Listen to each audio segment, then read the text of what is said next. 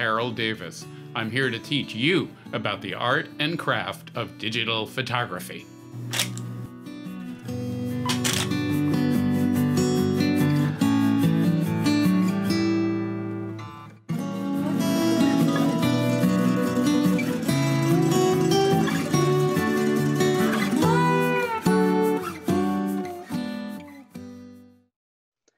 Harold Davis is a best-selling author of many books, including his latest, Creative Garden Photography from Rocky Nook, which can now be pre-ordered. He is the author of Creative Black and White Digital Photography Tips and Techniques. His black and white work has been collected worldwide, and the Seattle Book Review said that Harold Davis is the digital black and white equal of Ansel Adams' traditional wet photography. Adams would be awed by Davis's work. Harold is the developer of a unique technique for photographing flowers for transparency. He's the creator of multi-raw processing and hand HDR processing, and he is a Moab Master and a Zeiss Ambassador. Harold is an internationally known photographer and a sought-after workshop leader. His website is digitalfieldguide.com. Now, I'm going to hand it over to Harold and see if he's there. Hey, Harold. I think I'm here. Am I here? You are there. Where am I? Thank you, Phyllis, for the over-the-top introduction. I appreciate it. So, everybody, hi. What we thought we'd do today is the sort of photographic equivalent of farm to table. In other words, I'm going to go down and do some photographs in black and white, basically the assignments that I asked people to do, and then I'm going to come back to my computer up here and process the photographs. As I process them, you're welcome to ask me why I'm doing what I'm doing, and I tried to conceptualize this to have a range of possible black and white processing opportunities and challenges, so we can see a range of kinds of material and kinds of way I might process it. But please keep in mind that it's all about the vision. Whatever you can do with the vision, you can see. And yikes, don't worry about the assignments. Many people sent them in to me and put them up on Instagram, and that was great.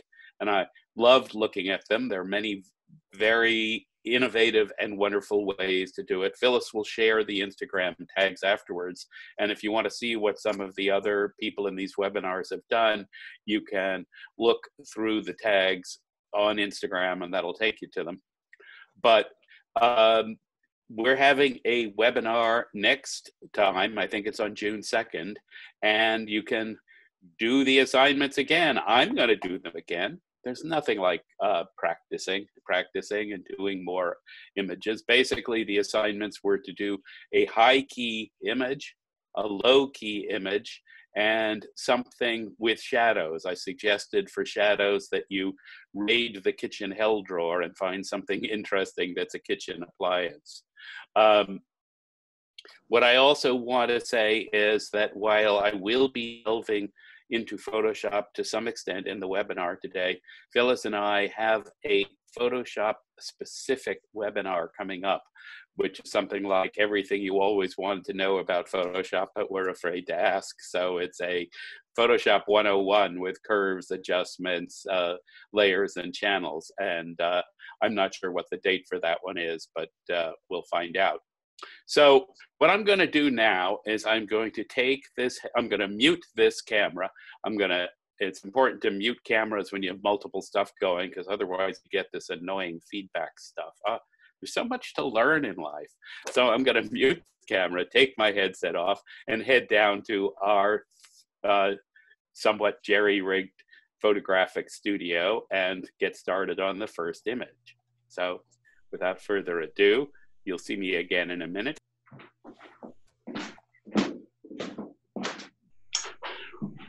Well, hello, everyone. Can you see me?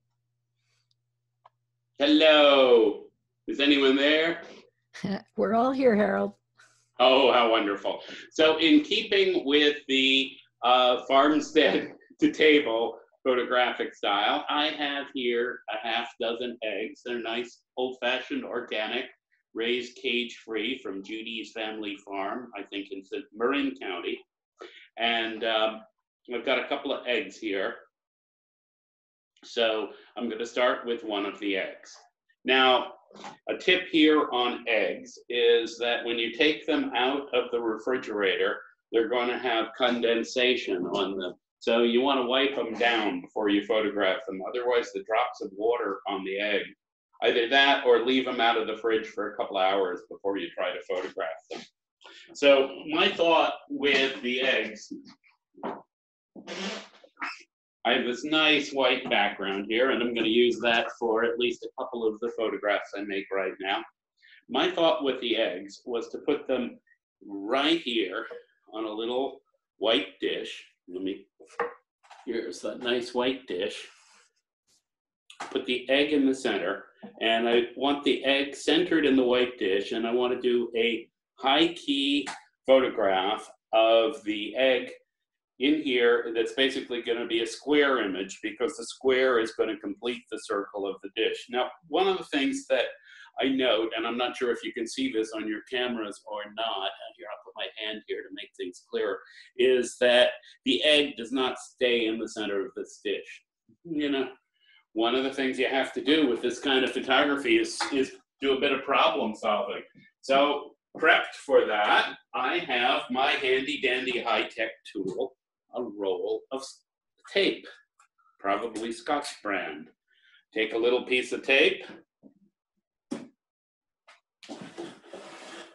make a nice little curl like this, and put it in the center of the dish, and hopefully this will hold the egg in place so it isn't such a roly-poly egg. It can be organic, but it doesn't have to go anywhere. There we go. Perfect. So the camera that I'm going to use, the best camera to use is the one you have with you. But in this case, what I have is my trusty Nikon D850, and I have a lens on it, which is a Lens Baby Velvet 56 millimeter f1.6 macro. So the idea here is to just get the egg in focus and nothing much else. Okay, I need to put my lens cap down. And let's see, I've set the camera because I want to just handhold this one to keep things simple. I've set it at f8. I have aperture priority, and let me just fire off a few pictures. Focus manual. It's a manual focus lens. Remember, we're going for a square image. So shutter speed is a 2,000th of a second. That's a real short duration of time. I don't have to worry about how steady my hands are or my hands aren't. Now, you know, it might occur to me that I might be better off with a little more depth of field. Perhaps we'd like to see what it looks like with addition focus. So let me shoot one at f8 instead of wide open. Again, it looks darker through here, but you'll see what they look like when I take them up above. Okay, that's at f8. To me, that's a little too much in focus. I really would like a sort of intermediate level where just the egg is, but not the dish behind. That's what I'm going for. So I'm trying it at f2.8. And then I'm going to do another one wide open, and we'll see what works best when we get up to the computer. They all look pretty good to me in the LCD, I must say. Let's see. Yes, this is ambient light. This is morning light just from our windows with morning sunshine. We also have an LED light going, a rototill, and I'll show one of those bad boys in a little more detail in another one of these shots. It's an interesting light because for a couple of reasons. You know, we have it mounted on a light stand. It works in a strobe mode as well as a continuous mode, although I think the strobe mode is a little bit wussy. But you can dial in both the intensity and the Kelvin colors. So I have it set for daylight in terms of the color temperature. So essentially, it's just another bit of ambient light right now. But great question to ask about the lighting, because that is the most important thing you can think of here, really, besides the camera and lens. Gail would like to know, is the egg cooked or raw? It's raw. And Vernon says it's at 1/2000th of a second and f8. What's the ISO? I was shooting at ISO 500. So it's a little hard to see this, but what I have here is a wabi-sabi, an old Nemesia bud that I cut yesterday, and I mounted it using a paper clip and another piece of tape, crucial tool here. And what I'm going to do is photograph this on black. So I'm using a split geo to hold this in place, like this.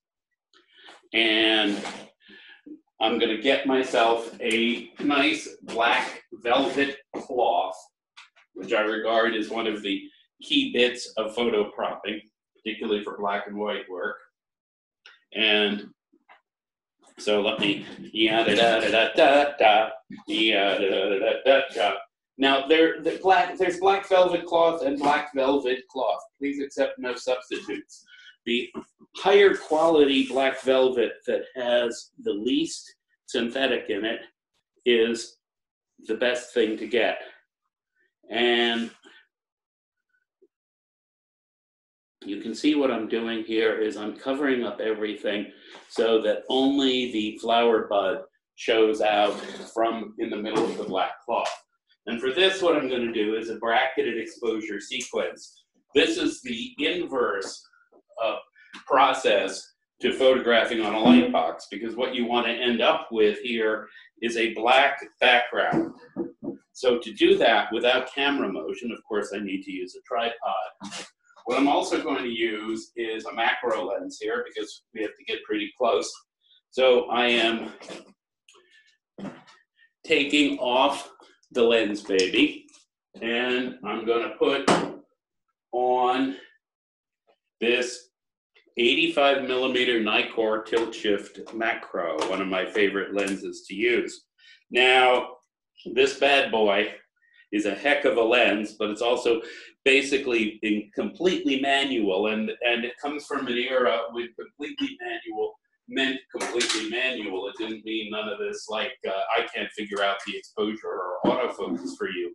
So here, the diaphragm on this lens doesn't even stop down until you push the button here to put it down. So so there's a little button up here that puts the diaphragm down. You compose through the lens with the diaphragm wide open, and then when you're ready to shoot, you plunk it down like that, and you can't see anything anymore.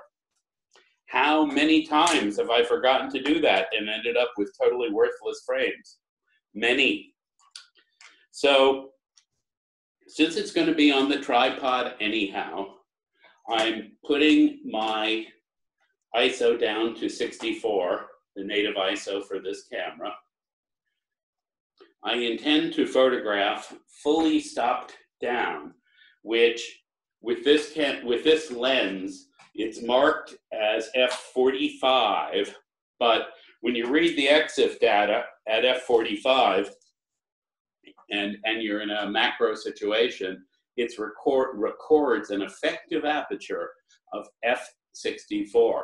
So maybe that makes me an honorary member of the f64 club. Okay, so first of all, let me note also that what I have here is a detachable strap. This one is made by Loewe Pro, but there are a bunch of different brands that I think that are equally good. It's really a handy thing to have if you want to keep your camera safe and use it on and off tripod. So I'm going to put my strap aside and focus down on the Nemesia, just like this.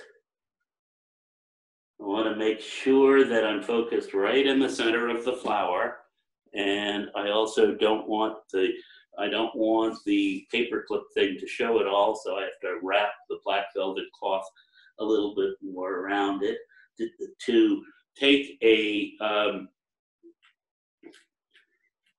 I'm pulling the ISO down to 64. To take a decent exposure reading on this thing, you need to put it first of all into manual mode.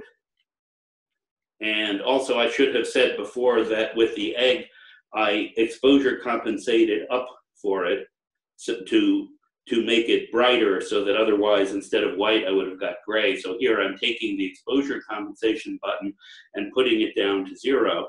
Then to get a light reading, I need to stop the lens down actually. So what I have is I have about 2 seconds is what it thinks of as the right exposure. On this camera, I have mirror lockup on for these exposures. So it means I have to press the button twice. If I were using live view on the back, I wouldn't have to do that. So there's 2 seconds, 4 seconds. The 2-second exposure is going to be essentially black, as you'll see. And that's what I'll start with when I process the image. 5 seconds. And of course, I have an additional 5 seconds on that one.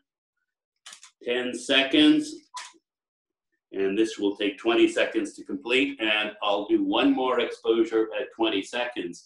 In real life, if I weren't doing this because with lots of people watching, I'd probably do even more exposures, both at the short end and the longer duration of time end, so that we could be absolutely sure that we have all the information we need to get this right.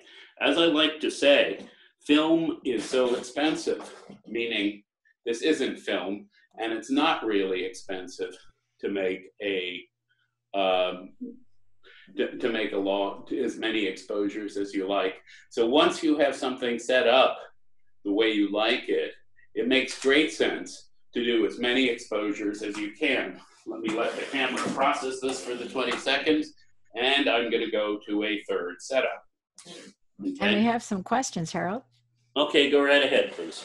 So Ronnie would like to know, which lens baby were you using? That was the Lens Baby Velvet 56 millimeter. And Ronnie would also like to know, what brand is your tripod? My tripod is a Really Right Stuff. And this is a heavy-duty studio tripod. There are about 3 or 4 tripods I use depending on the use, but when I can and when I don't have to carry it on my back, this is my favorite tripod.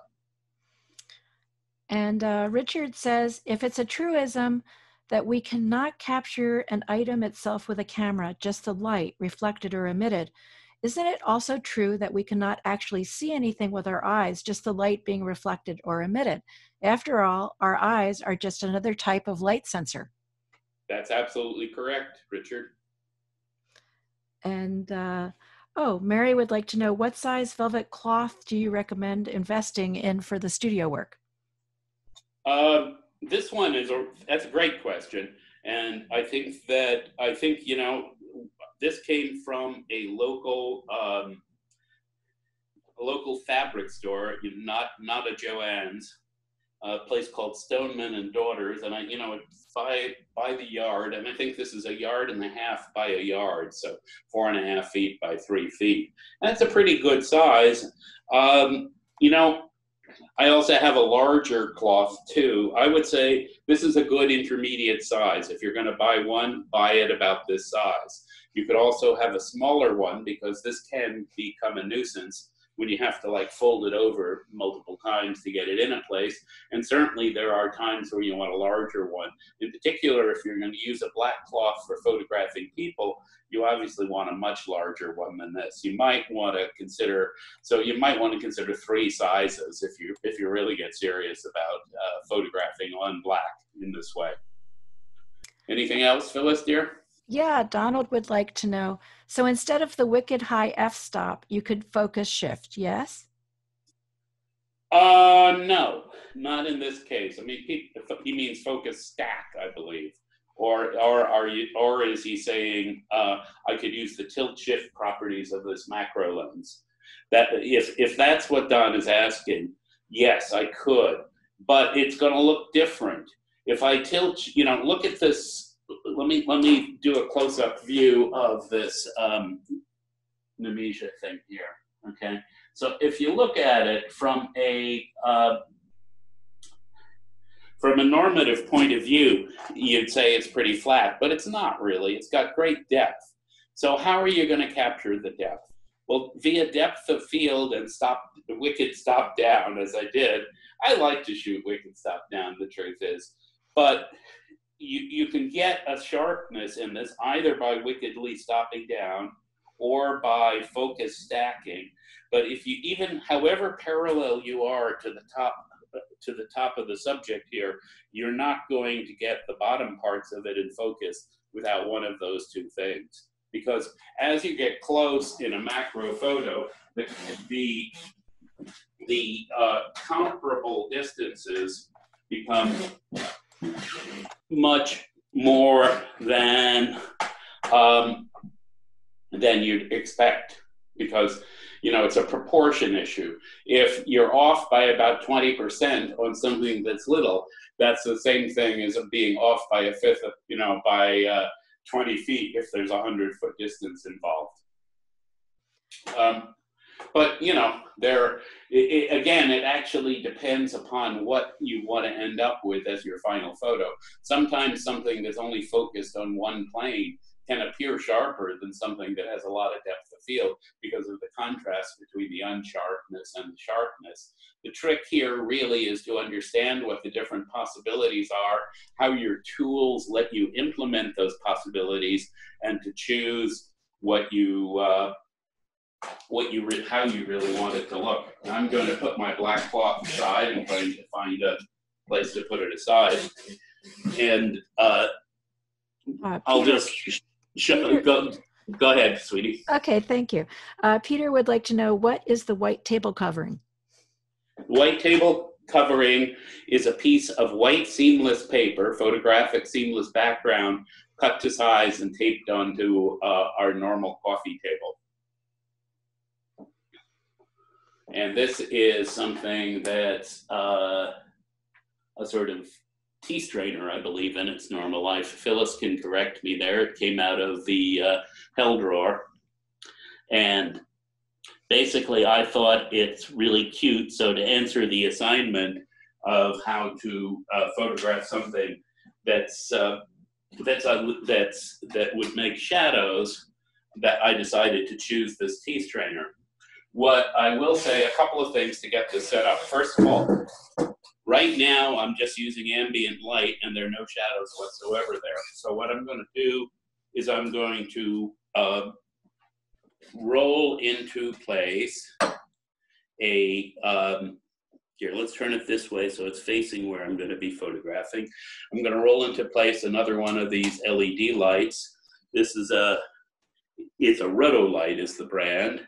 I've got it set to a little warmer than daylight, 6200 Kelvin, and it's angling down, as you can see, to make a bit of a shadow right there. We'll photograph it to emphasize that shadow, but there it is right now.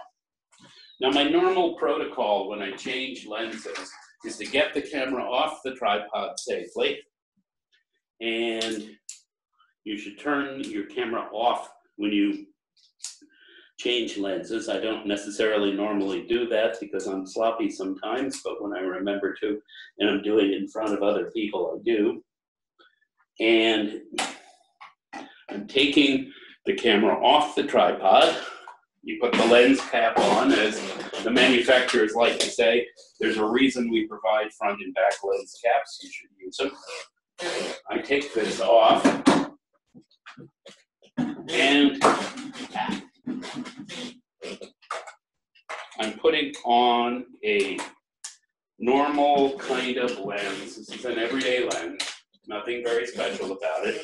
It's the Nikkor 28 to 300 millimeter zoom lens. Since I'm going to be using this on a tripod, I have vibration reduction turned off. I also have focus set to manual. And let me move down here. Here's the camera on the lens, putting it on the tripod. I'm putting it on vertically because this is a vertical subject. And I've got an L bracket on the mounted to my camera so that it's easy for me to either shift it horizontally or vertically. Okay. I'm putting my tripod down so that I'm more or less at the same altitude as I photograph with the neat object here, the T-strainer thing, which looks to me sort of like a robot or somebody with a human face. And here we go. The reason I put a zoom lens on here is that I want to be able to control how close we get to the subject, because I really want to have the subject basically in focus in a white background. I'll move it a little bit closer to me, and I didn't want to have to take a lot of time figuring out what the right way to do that was with everyone watching. In real life, I might have used a different kind of lens. Okay, so I take a proper exposure reading of this. I stop this lens all the way down, which at this distance is to f32. I have it at ISO 64, and we've got a correct exposure, a proper exposure at 1/3 of a second at those things. And what I'm going to do is I'm going to make a bracketed sequence with 2 darker photos, one at 1/6 of a second, one at 1/13 of a second. And I want to get it very dark, so I have a shadow there. And then I'm going to also take lighter ones so that the side of the T-strainer towards the light, particularly the part with the face, is nice and bright. Okay, there we have a nice sequence. And I'm about ready to head up and see what these look like up above. I'm turning off my Roto Light before I take my memory card out and read it in up above. Does anyone have any questions for me? People are asking about the light again. It's a Roto Light. Roto Light's the brand. It's actually made in England, which is interesting because it's one of the few recent photographic things that I have that's not made in China. And it's a neat light. As I said, it will pulse at like a strobe. You can sync it via strobe. It's got a camera shoe, so you can use a single camera as a controller for multiple ones of them. You can also use it as a video light for cameras. I think the cost is about $200 per light. You know, intermediate, not the world's most expensive, not the cheapest. I think it works better as a continuous light than as a strobe is my guess. But yes, you can dial in both intensity and also Kelvin degrees, color temperature. And it comes with a diffusing kit, so you can put a diffuser over it. You can buy an accessory barn door and other modifiers for it as well. And they don't pay me a commission, unfortunately. Any other questions? Yes, Deborah would like to know, how do you mount the camera on its side? So I have an L bracket attached to the camera. The L bracket will attach to the tripod either vertically or horizontally. Oh, I see somebody nicely posted a link to the Roto Light at B&H. $206 at B&H. Totally cool. They're wondering what the Kelvin was for the strainer. I had it set slightly warm, so I was at 6,200 Kelvin. I think the range on the things is from like 2,000 to 10,000 or something ridiculous like that. Ridiculous, I say, because in real life, you don't really go that wide. I mean, daylight's 5,200 Kelvin, basically. Under some circumstances, it goes up maybe to 6,000. Under some circumstances, as low as 4,000. But the range of a light like that is far broader than the spectrum in a normal day.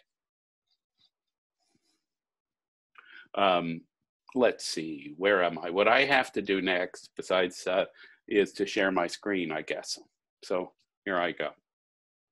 Okay. So here we've got some eggs. As I've noted, I was too dark, I was too hasty, I wasn't quite in focus.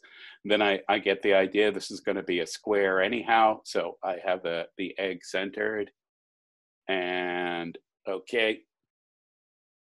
So actually these last three are the best. This was the one I shot at f8.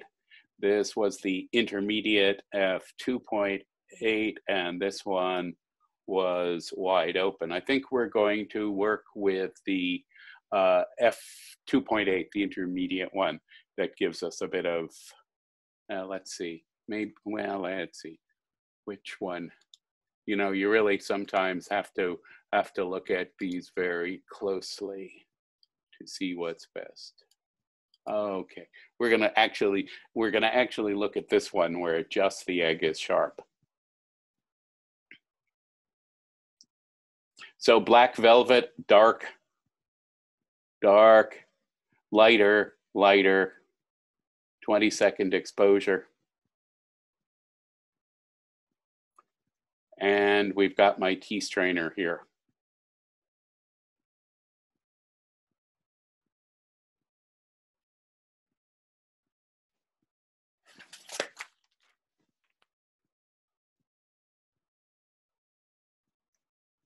Note that I have a bit beyond the white at the top of this. We're going to have to crop that out. First thing you want to do is you want to open up the photograph in Photoshop. And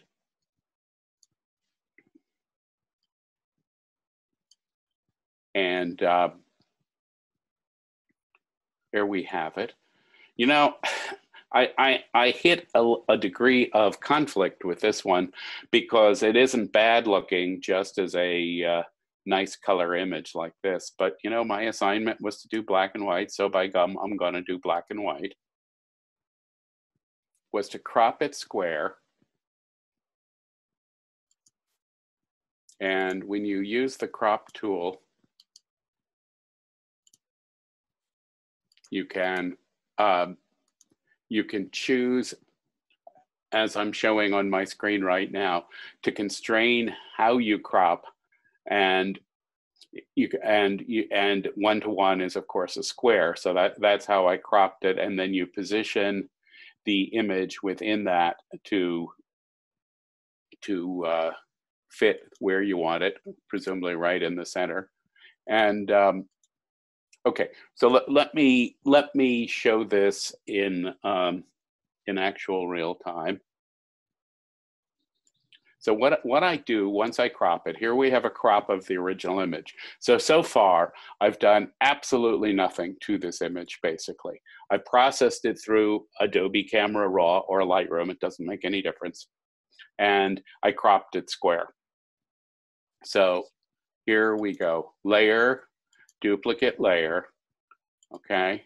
And I have a duplicate layer here. And what I'm going to do now is I'm going to run the Nik Glamour Glow filter on it to make this a little more soft and filtery and full of all kinds of goodness. And also make the background softer, the light nicer, and everything like that. So what I like to do with the Glamour Glow filter is I like to bump up both saturation using the saturation slider to about 24%.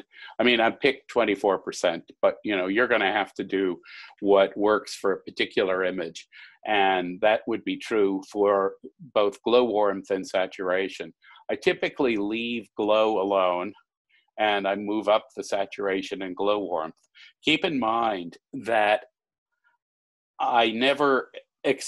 I'm working on a duplicate layer. So I never accept anything at 100%, or hardly ever, very rarely. So I've bumped the saturation up to 25%, the glow warmth up to 28%. Click OK. And So here we've got a very glowy version of my egg. On, off. So what I will do is I will take the layer opacity for this Glamour Glow and I will put it to 30%, 33%, something like that. Then I go back. I could label this Glamour Glow if I want. Then I go back to my original background layer. I go layer, duplicate layer, and I'm going to bring it above my Glamour Glow layer. I will if I can get the, there we go. I'm going to label this one Tonal Contrast because that's what it's going to be. And I go back to the Nik Silver Efex collection. So, you know, a couple of points here while I do this. One is that I'm using Nik here. You shouldn't get the feeling that Nik Silver Efex is the ultimate second coming of anything. There are other ways to do everything here, and it's important to understand that. It's also important to understand that every time I move in one direction, I make things softer and glowier with Glamour Glow. I almost always do it something in the reverse direction here too. So here's tonal contrast. The main controls in tonal contrast that are interesting are that, as you can see on the upper right here, you can decide which parts you will really want to increase the contrast in. Incidentally, there's also a contrast type drop-down box. It's worth checking this out. Most of the time I use standard. High pass, for example, has a different look than standard. So I go standard here. And when my tonal contrast comes in, what I'm going to do is I'm going to put a hide all layer mask on and paint in my egg. So if you look at this image carefully, and it may not be easy to see on the remote screens, but yes, it's increased edges, but it's also it's uglified things a bit too. So you don't want to uglify things. That's usually not the idea when you're making an image. So I'm hiding what it's uglified, layer mask, hide all, layer mask, hide all. And I'm going to take a brush. I'm going to set my brush to about 50% flow, which gives me control over it. I'm going to set the opacity to about 30%. I'm going to put my size at about 1400, like that. And I'm going to paint in the edges of the egg. So that's the idea behind the tonal contrast. It works in the opposite direction to be a contrast to the Glamour Glow. So I'm allowed to make my background softer and sweeter while I make the white part of the egg firmer and more delineated, because part of the idea of a high key image like this is that the white in the high key should jump off at you. So, okay. So what I would do next is I would save off my layered version, and that's what we sometimes call archiving. I'm not going to show doing that, but keep in mind you should save this version. And then I would layer it down, and what I end up with there is my final color version, which you can see here. So now I want to move from that to a black and white image. And here's where the black and white conversion happens. So this is really a very simple black and white conversion. It's got two unmasked processes to end up where the egg ends up. A couple of things to keep in mind here. First of all, when you do, many things to keep in mind here. First of all, almost always a black and white digital image is actually a color file.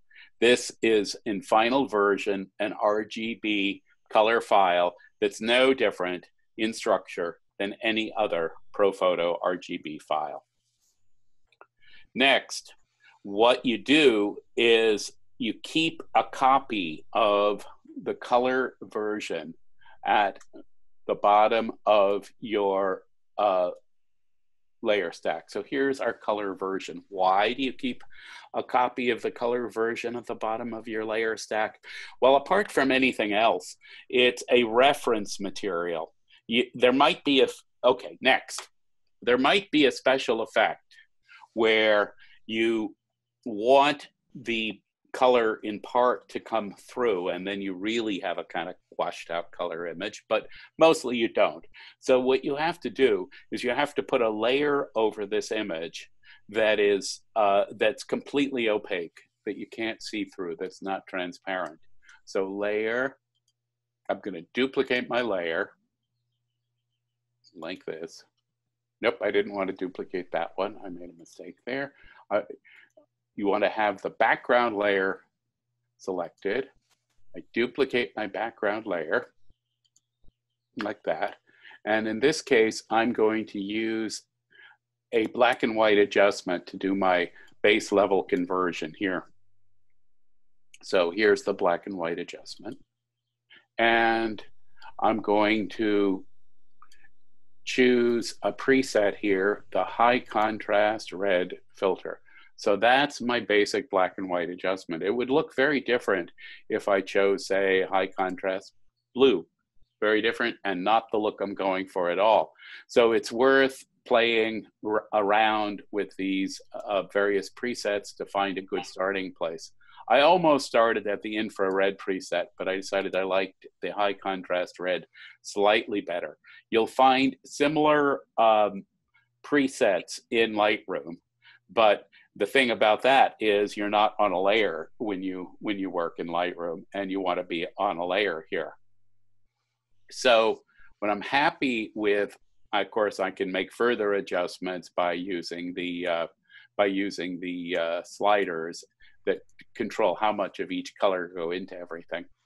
Once I'm happy with my background layer here, I am going to merge it down. So I have one layer, and this is a high contrast red, like that.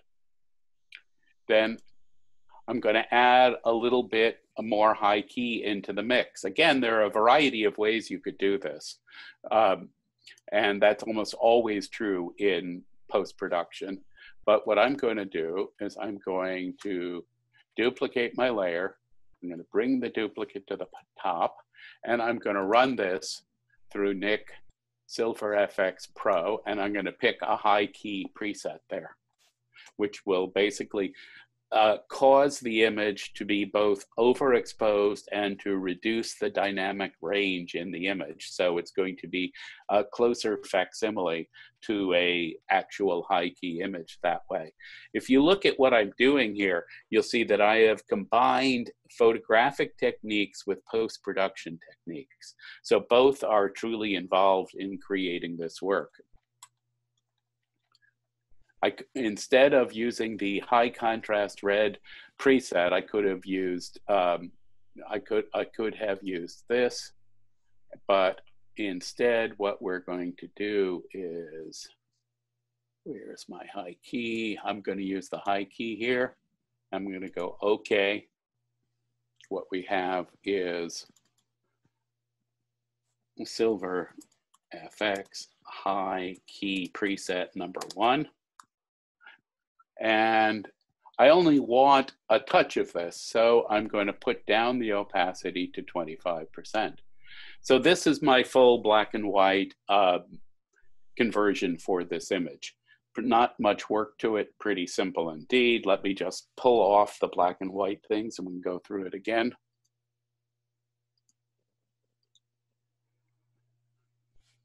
Photoshop. High contrast red preset, add a little more high key, Silver Efex high key 1 at 25%. Then what you do is you archive, you save off a version of this, you merge down the layers, and you do a save as, and you have your final version. Here, let me show you the final version. And there are a few questions too, Harold. That's a shock. Thank you, Phyllis. Yes. Okay, here we go. Final version. Okay, shoot with some questions before we move on to the next example. David would like to know why work in color versus changing to black and white during the RAW conversion. Interesting question. The reason is that there's more information working with color, and you can take advantage of that more information to get your image to a different state if you just do it in the RAW conversion. If you just do it in the RAW conversion, you don't have very many options. So in this case, I reworked the image by adding both the tonal contrast and the glamour glow using full color and all the information available before I converted it to black and white. Depending on the image, with some images, it's perfectly possible to convert to black and white in the conversion process. I'd say maybe 10 to 15% of the time. The rest of the time, you're going to get better results if you follow the practice of converting to color first. Sometimes you even exaggerate the color a bit. This is an interesting concept and one that it's worth giving some thought and A/B comparisons to, but you'll see there's quite a difference. Jim asks, has Harold tried to achieve the same effects in Luminar? Harold has not. But I wouldn't be surprised if you can get quite close, or at least wonderful effects, even if they're not quite the same ones. And we have a couple questions about how did you do the black and white conversion, and when did you paint the egg? There's a whole set of questions about the whole black and white process of conversion. Okay, in the black and white process, I did not paint the egg. I just took things the way they were. The only time I painted the egg is when I put the tonal contrast filter on. And let me go back to that step, and I will show that again. Does that going to handle the that? I think so. And Ronnie has a connected question, which is a good one. The final version is RGB. So is it actually black and white?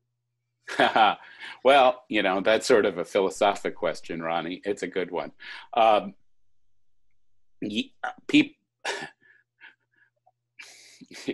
Complicated issue. First of all, how does a monochrome image differ from a black and white image? So the idea of a monochrome image is it's a single color, but actually you could have something blue that's like in a blueprint process or something that's a monochromatic image.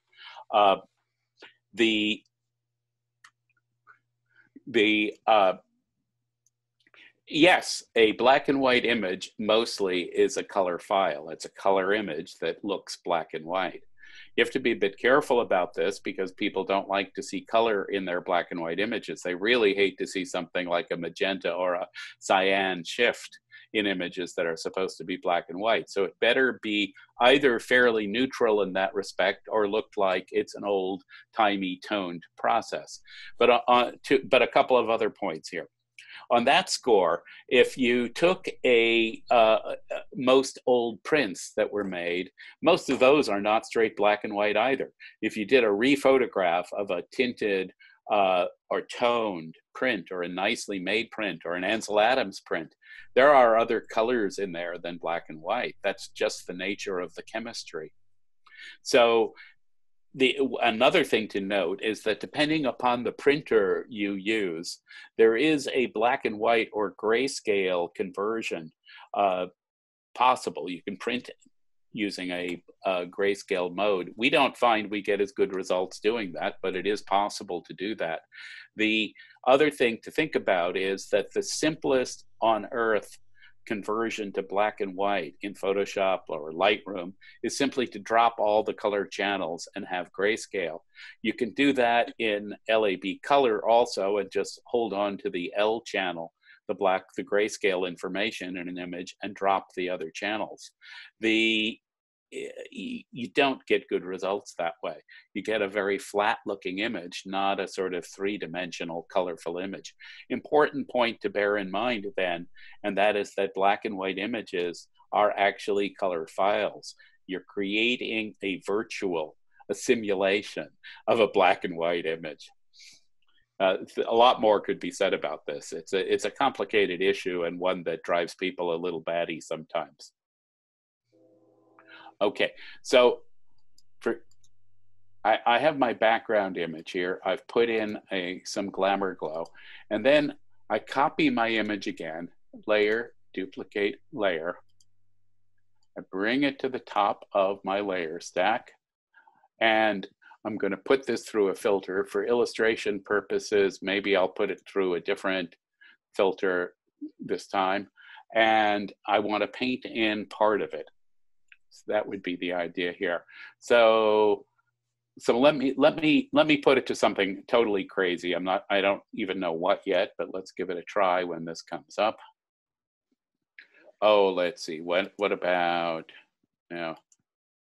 Okay. That's pretty stupid looking. Let me see what else I can find. Oh, let's say we want our background faded like this. Okay, so this is the Film FX faded filter in Nik. So what I'm going to do once I get Film FX faded is I'm going to paint the corners in with it. So all you'll see are the corners. And I want to be careful about doing this in a way that the people who had questions about this understand what I'm doing. So this was Film FX faded.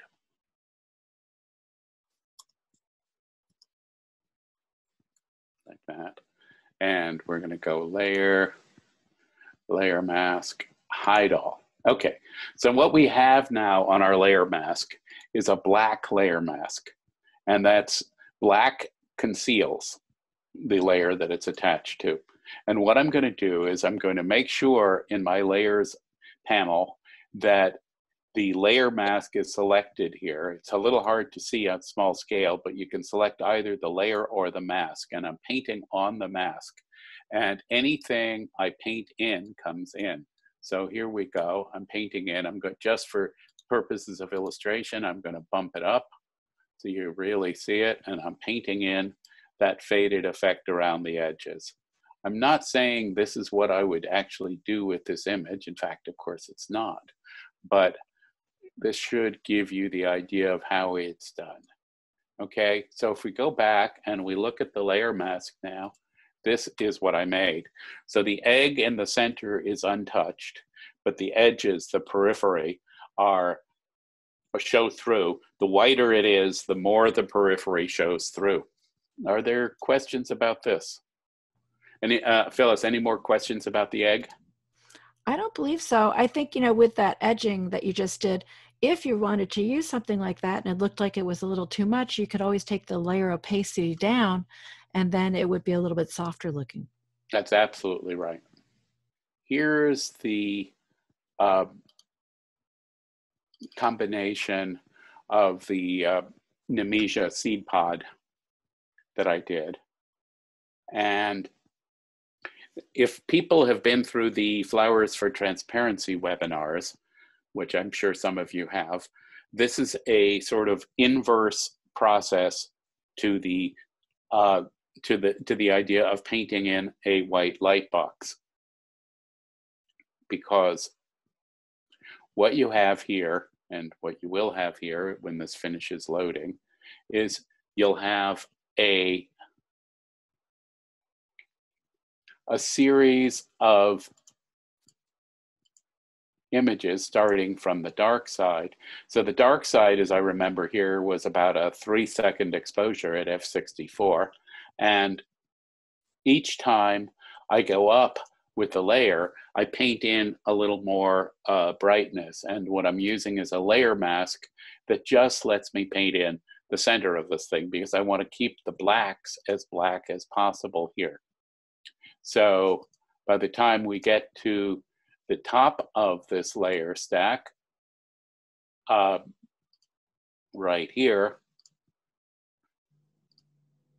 we're pretty much beginning to see the petals. And when I took a look at this, I decided that that isn't really bright enough for me.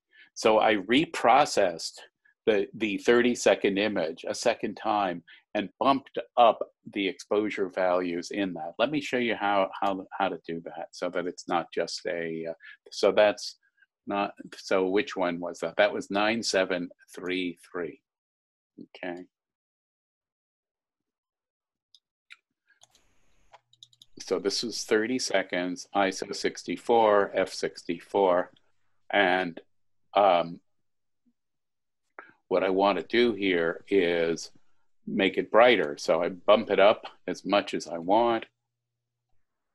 1 point. I'm not sure if it really comes through on your screens, but interestingly, as you bump it up, you begin to see things you don't want, like the velvet cloth around there. You can start to see that.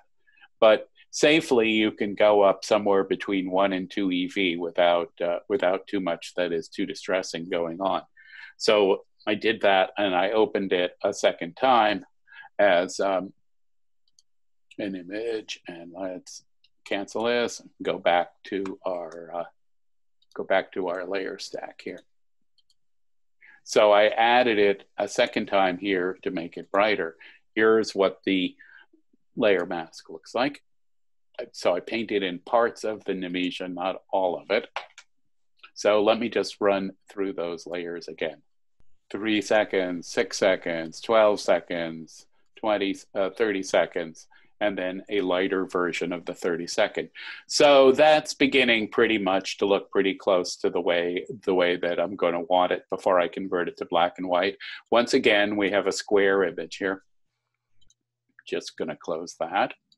And I have a question about the masking. Yes.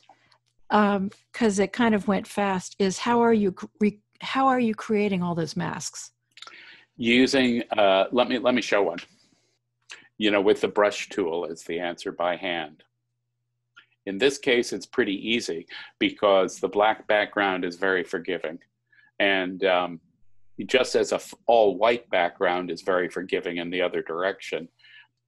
Delete all these layers like that, and I'm also going to delete this layer mask. So what I have here right now is I have this underlying layer that's way too dark, right? And here we have a really bright layer. So what I do is, and I'm not going to show it all in gory detail, but I'm going to just go layer, layer mask, hide all. So that puts a black layer mask on top. And then I take my brush and I take the opacity that I'd like, and I start painting in areas. Okay, are there questions about this? I'd recommend the Photoshop Darkroom books that Phyllis and I wrote for the mechanics of this, and we are also doing an upcoming webinar on it. I think I mentioned it at the beginning, Photoshop 101. So I'm basically using layers and masking to paint in the parts of it that I want. Obviously, when you do it in real life, you are careful about how you do it. So it's not this process of, of making it too bright here. You can be subtle. How much gets painted in depends upon the opacity of your brush. And as Phyllis pointed out earlier, if you've gone too far, you can take down the overall opacity of your of the layer that you've painted in. So there's really total and complete control of the stuff. Many people find it easier to do this with a stylus or pen rather than a mouse, but that's simply an issue of what works for you. And Bonnie'd like to know, are these images from today, or is this pre-prepared? This is a simulation, simulated reality. Thank you for observing that, Bonnie. I mean, there's only so far you can do this stuff. In many ways, I tried to recreate exactly what I had done the first time, but the truth was I wasn't going to try to make decent photos with 120 people watching or something, Well, plus also masking like that and really painting it in well takes a lot of time. And I don't think people want to sit here for 5 hours watching you do this. That's fair enough too. I don't want to sit here watching me do it, but you know, fair enough to observe that in fact these are simulations, simulated reality. We've seen a lot of that lately, haven't we? Okay, so here's what when I merge down the layers, this is what I've got. We're still with a completely color looking image. And here it is, cropped square. And there's something else that's going to come up in the in this layer here too. So what I often like to do is I like to use multiply and screen blending modes to enhance and the specific areas of my image. So what you have here are multiply and screen blending modes, and let's see what the screen does. So with screen, I use screen blending mode. Screen blending mode is a lot like dodging used to be in the chemical darkroom. You use it to lighten up specific areas. So I use screen blending mode to lighten up the areas that you can see getting lighter on the image. Again, I used a layer mask to control exactly which areas I lightened. I didn't want everything to be lightened. I just wanted the arms of the flower to get lighter. Now, with actually, in some ways, the multiply blending mode in this image in the center is where the rubber meets the road. So I'm going to magnify the center of this flower, put it hopefully in the center of everybody's screens, more or less. And so before, after, and here's what the layer mask looks like. So what I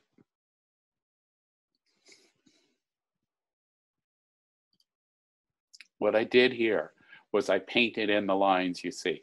So here's with my multiply blending mode, here's without. The real idea here is that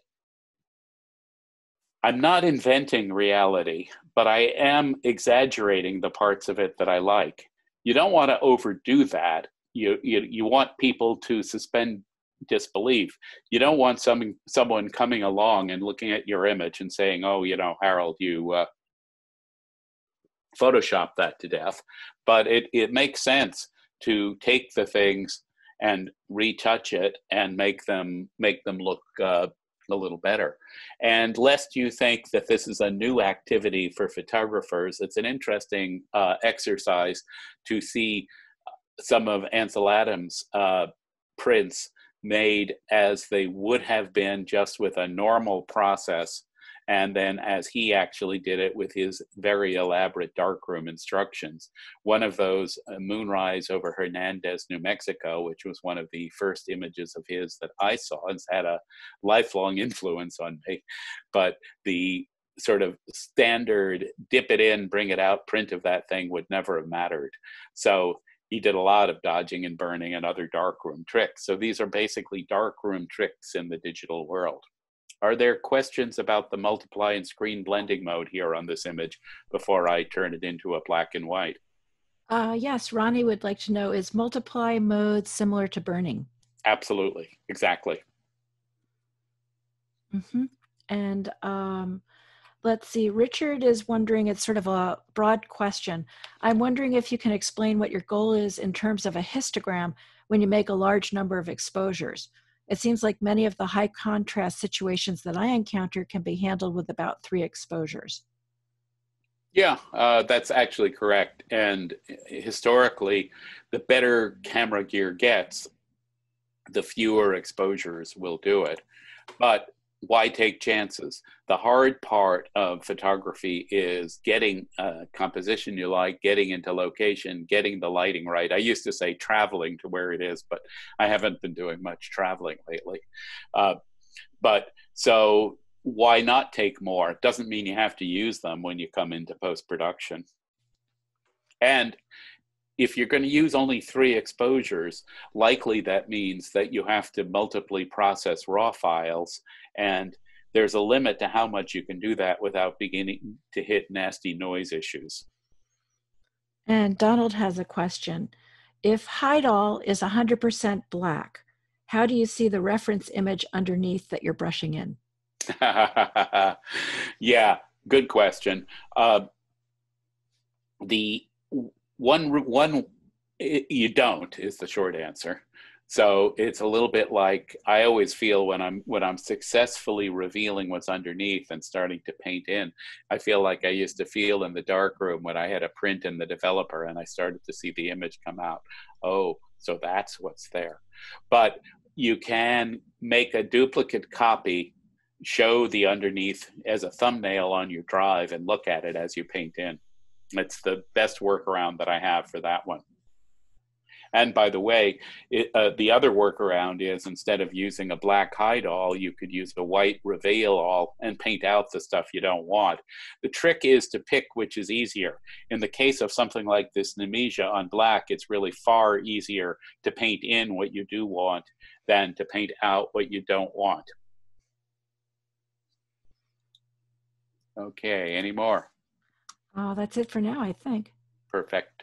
So I think that we have a square image here after we've layered it down. I don't think there's anything much more here.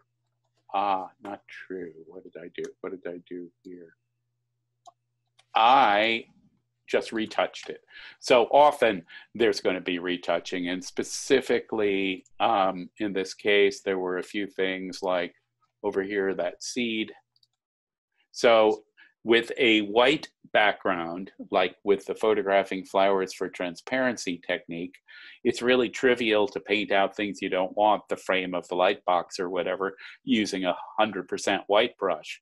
With a black background, it's equally easy to paint out the things you don't want by using 100% black brush. So it's worth keeping that in mind. Here's the black and white conversion I did for this image.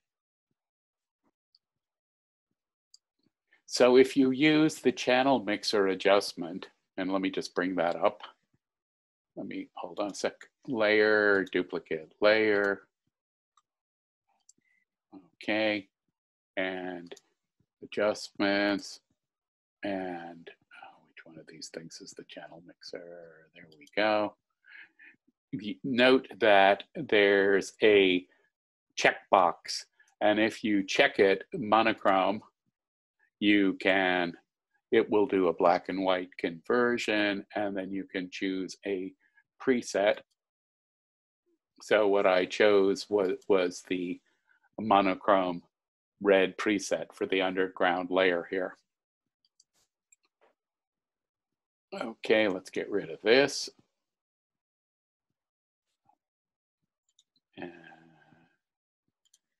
And let's get rid of this. And then what I used up here, okay, with just the channel mixer red, here's what it looks like. The next thing I put on was the Topaz Simplify Woodcarving filter, or preset, or whatever you want to call it. And here's what that would look like at 100%. Okay, now, pretty ugly, but it does add resolution. The black lines become blacker, the white lines become blacker. It adds resolution and dynamic range. So that's what I use it for a smidgen of that. And not too much, but just enough to add a touch more resolution. And here I did the same thing with the Silver Efex high structure preset. Again, if I had this at 100%, well, actually that's not so bad, but it doesn't have quite enough contrast for me. So if you look at this, most of this is channel mixer red, black and white conversion in Photoshop, simple conversion. Then on top of that In the center of it, we've got a little bit of the wood carving filter. And then on top of that, we've got a fair amount of the Nik Silver Efex high structure filter. Okay. So that is basically the, oh, by the way, here's what the wood carving filter would look like on its own. And here's the final black and white square version of this image. I'll be posting these images, by the way, the black and white finals, to both my Flickr and Instagram feeds later today. I didn't really want to post them since this is a reenactment in simulation until after the class. Okay, so for the final black and white version, we have Guy, and you can see that he's a color version of the T-strainer with a nice shadow. And I started with one of the dark versions that I photographed. Coming up in a second, here we go. And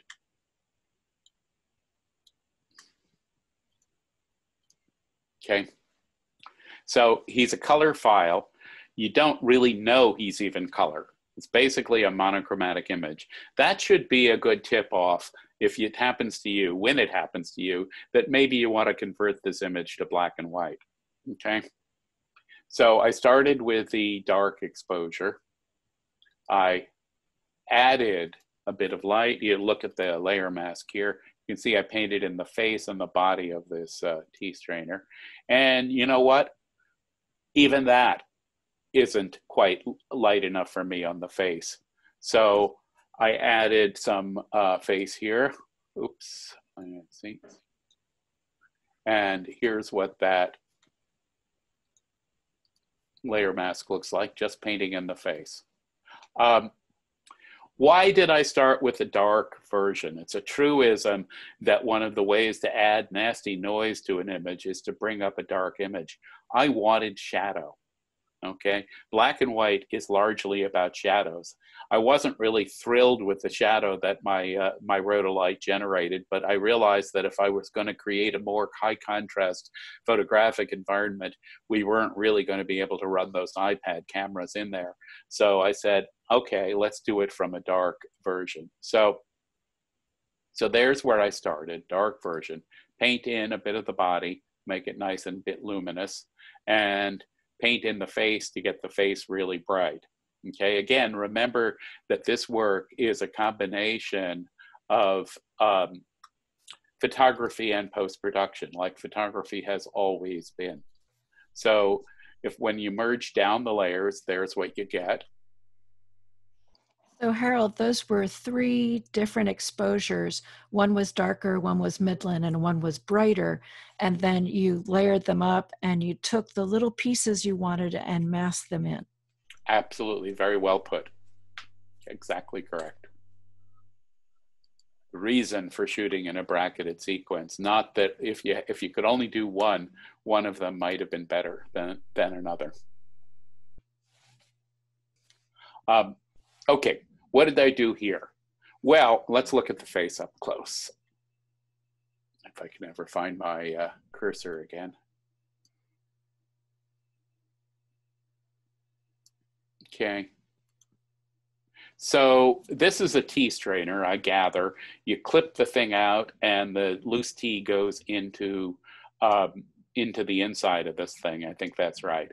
So it's two-sided. It's a two-faced thing. So what you're seeing through the T-strainer is the other side of the face.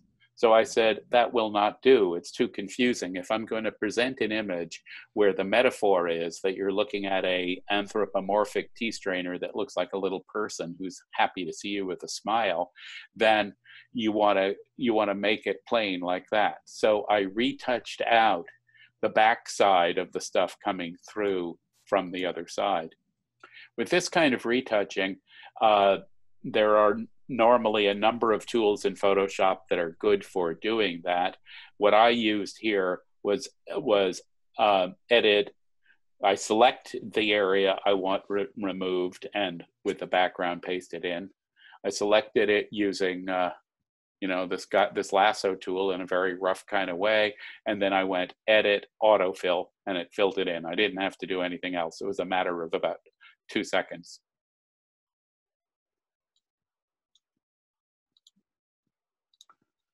Okay, so next, this is still, by the way, a color file, but not for all that much longer. The next thing that I did was I said, well, I'm working on the face here. Let's have a more, let's bring it out a little bit more. I mean, a way I put that when in some of my books is don't bury the lead, L-E-D-E. Figure out what a photo's about and make sure that really shows, okay? So there are two things that I would like to do to this tea strainer's face. One is that when you're making a portrait of a person, you want to be careful to make sure that the catch lights, the reflections of light in the eyes of the person really show. So what I did here to make that happen here is I took a white brush with a pretty low opacity, but a bit hard so that it would make pupils. And I painted in some pupils of the eyes, okay? The next thing I wanted to do was I wanted to exaggerate the smile a bit more than it is. So I used the multiply blending mode and a layer mask just on the smile. Here's what the layer mask looks like. So that's a layer mask of a tea strainer's smile for you. Okay, so now let's convert this smiling tea strainer to black and white. And really there's no huge thing about black and white conversion here in the sense that it's pretty much a monochromatic image anyhow. I haven't fiddled much with the color. I could have, but I didn't. So here you are. I took the default, the Silver Efex neutral conversion here and applied it, and that looked pretty good to me. And then I said next, you know, this is kind of an antique image. Not everybody has a house elf who looks like a tea strainer to serve you. Let's make it antique. So I added I added a bit of the Nik, what's that called? It's called Antique Plate 1 preset.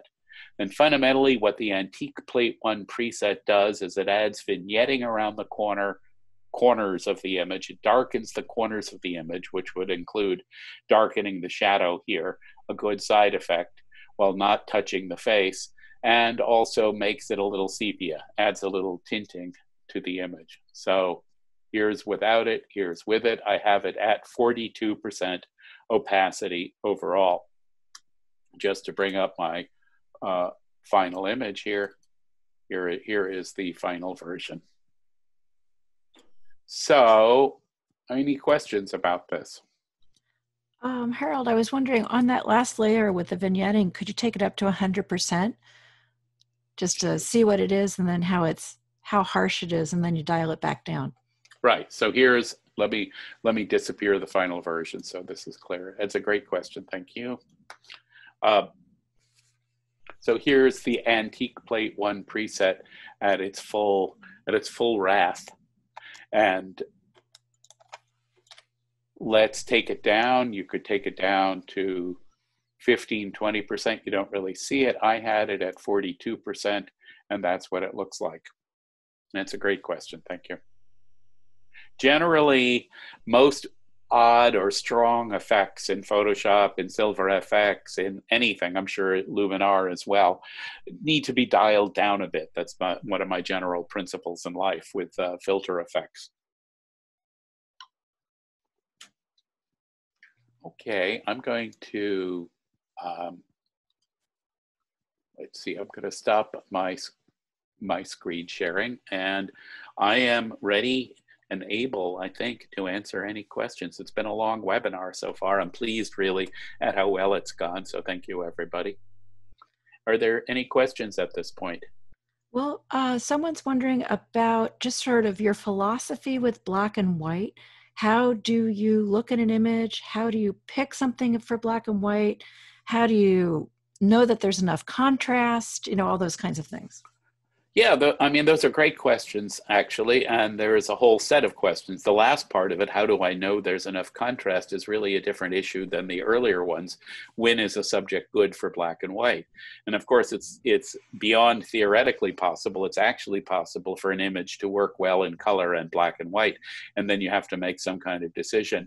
In my creative black and white book, which is the most recent published book that we have, the second edition, there's quite a bit of material on how do you find black and white images, what makes a good black and white image. For me, one of the key things I look for are images that are monochromatic anyhow, or very high key or low key. That's why the assignments and the ones that I did were both high key and low key images in this instance. Shadows also. The presence of strong shadows is a good indicator that probably you have a black and white image in the making. You have to keep in mind that by presenting an image as black and white, you are intentionally creating a kind of anachronism. So people look at the image because, you know, look, the world was, when photography first came about, it was basically monochromatic with one or two footnotes. Nobody had any idea how to make any kind of color images. And then over time, in the 1950s, people started doing Kodachrome and Kodachrome slides, and you began to have a choice. Do you do it in color? Do you do it in black and white? But for many years after that, the mores were still that if it's going to go in a museum or a gallery or something, it's going to be in black and white, please. And then by, say, the mid-1980s or the 1980s, that changed too. And now it's a free-for-all, like so many things in life. I don't know, you know, there's a quality that black and white has that's so wonderful. And the other thing is that color is a great camouflage. People, if you see color, you can get away with a great many sins, but in black and white, the underlying composition is what shows. When I have a really strong composition, I'm going to want to think that I may well want to go to black and white. By the way, speaking of assignments, I would say the assignment for the next session is to carry on. In the next session, what I'm going to show are some of the special effects that in black and white. Again, this is from part 3 of my creative black and white book. How do you create the Ansel Adams effect? I'll show a couple of different ways for doing that. How do you create the Karl Blossfeld effect? What is toning, tinting, how do you do it? When do you do it? When do you colorize a black and white picture? We'll see how many of these we can get to in the time that we have in the next webinar. But make some high key images, make some low key images, photograph shadows, photograph the hell drawer from your kitchen, and do by all means post them up on Instagram with the tags that Phyllis will show you in a bit. Or if you prefer to send them to me, that's as JPEGs, that's fine too. I'd love to see what you do. Any more questions, Phyllis? Yes, Richard asks, is it possible to obtain a finer gradation of tones through the use of a larger number of exposures when doing HDR, or is this more a function of the qualities of the camera? Yes, both are important. I mean, because of course, the more recent and more high quality the camera is, essentially the more dynamic range it has, so the more gradations of tone you get. But it's a good question because it illustrates that one of the reasons for doing bracketed sequences of exposures is indeed to get a high dynamic range in it. And so yes, the more exposures you take. Generally, when you run a multi-exposure bracket through HDR software, you get a finer tonal gradation, and that's true if you do it by hand and do a hand HDR image as well. Not always necessary, depending upon the amount of range in the subject matter, but it can't hurt, and yes, it can add more tonal range. And Joe would like to know, what else can Nik do other than black and white?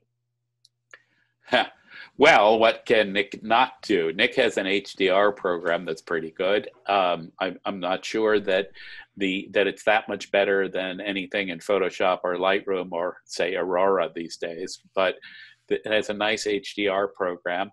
There are many options in Nik HDR FX Pro. Nik Vivesa is a pretty good, let's have a few sliders and a curve adjustment and make almost any photo a little more poppy and vibrant. A caution on that would be, don't use it at 100%, please. Or unless you have people saying, oh, why is that so bright? I use Vivesa when I use it at about 50% opacity. Those, I think, are the key issues. There's also an analog film simulator that Nik has that's really quite good. They have a masking tool. They have a sharpening tool. I don't actually use those things myself. So my main use of Nik is Silver Efex and Creative FX. But keep in mind that Creative FX itself has about 40 different filters in it. And Ron would like to know, Harold, do you know if anyone paints in black and white? I'm not sure what the question means. It paints a painting or paints on a photograph? I think they means paints a painting. Yeah, look, think of Ed Reinhardt. Sure, people painted black and white. Interesting. And and Stephen has a question a little bit off topic, but do you have any experience working with the Leica monochrome camera? Yeah, no, it's an interesting question because it's the one sensor that in fact does not generate color files. It generates black and white files. Unfortunately, I don't. I'd like to try it. I'm not convinced. There are, all these issues become religious and they're real partisans. I've run into a few monochrome M partisans who say it's the only way to fly. I don't, but if anybody knows anybody at Leica who'd like to send me one, I'd love to give it a whirl. Okay, I think that's it for now. Well, thank you very much, everybody. Stay healthy, stay happy. Consider joining us for All Things Photographic, a freewheeling discussion with my friend Mark Brokering and Phyllis coming up. And then I think there's part 3 of this. And this is a total blast. I hope you're getting something out of it too. And do more work. Tag it, show me, send it to me. Love you all.